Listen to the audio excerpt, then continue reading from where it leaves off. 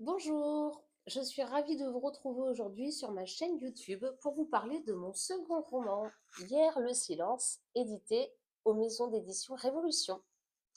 Alors de quoi parle ce livre? Eh bien ce second roman, traite de la question de la responsabilité des choix que l'on fait ou non d'ailleurs dans la vie.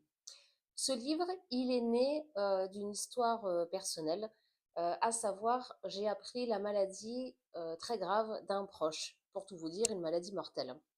Voilà, ça m'a beaucoup remué et interrogé sur les choix que j'avais pu faire dans ma vie par rapport à cette personne. Et je me suis dit, pourquoi ne pas traiter de cette question-là, puisque c'est arrivé au moment où j'allais démarrer l'écriture de mon second roman, qui ne devait pas du tout porter sur cette thématique, soit dit en passant. Et je me suis dit, mais quand même, les questions que je me pose aujourd'hui, certainement que beaucoup d'autres personnes se les posent.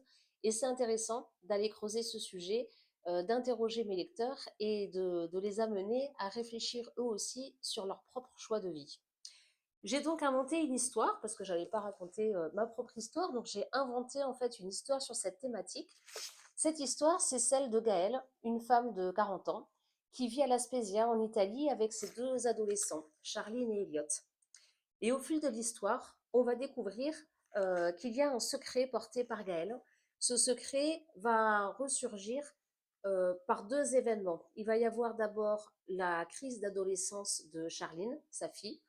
Alors, on pense que c'est une crise d'adolescence, mais petit à petit, on va découvrir qu'il y a autre chose derrière. Et la deuxième chose, ce sont les cauchemars que je vais clairsemer tout au long de ce livre pour vous amener à découvrir ce secret. Ce roman, c'est un roman introspectif et je me propose de vous en lire un petit extrait pour vous donner une idée de ce qu'il y a dedans. Héloïse, Loïc, ces cauchemars qui reviennent me hanter alors que j'avais enfin réussi à les faire taire depuis quelques années. Pourquoi? Je croyais avoir enterré ma vie d'avant.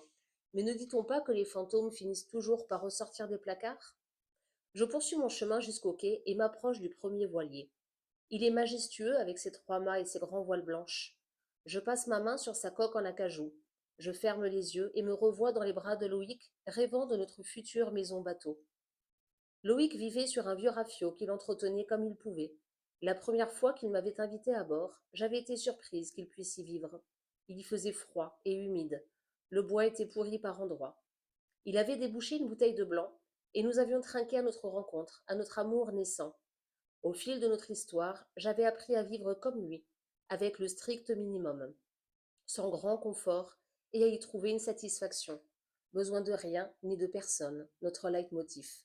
Jusqu'à la naissance de notre deuxième enfant. La donne avait changé, nos convictions aussi, enfin, les miennes surtout. Par amour, Loïc avait fini par adhérer à mon souhait de vivre sur un grand voilier, plus confortable.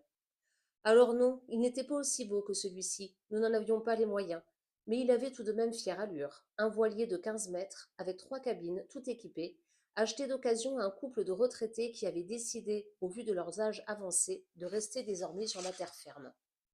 Je rouvre les yeux. Non, je ne veux pas m'y replonger. Est-ce le comportement de Charline qui me renvoie dans ce passé? Quel lien avec aujourd'hui? Il n'y en a pas. Non, c'est juste une crise passagère. Moi aussi j'étais difficile à son âge. Mes parents ne comprenaient rien. Mais moi, je suis à son écoute. Pourquoi ai-je tant l'impression qu'elle m'en veut? Et si elle se souvenait, elle aussi? Voilà, je ne vous en dirai pas plus. Je vous invite à découvrir ce roman en vous rendant soit sur Amazon, soit sur le site de la maison d'édition Révolution, soit dans votre librairie, puisque toutes les librairies de France peuvent le commander. Et puis surtout, écoutez, je compte sur vous pour me faire vos retours quand vous l'aurez lu. C'est toujours très enrichissant pour moi de savoir ce que vous en avez pensé. Et puis, ça me fait plaisir. Je vous souhaite une bonne fin de journée et je vous dis à très bientôt. Au revoir.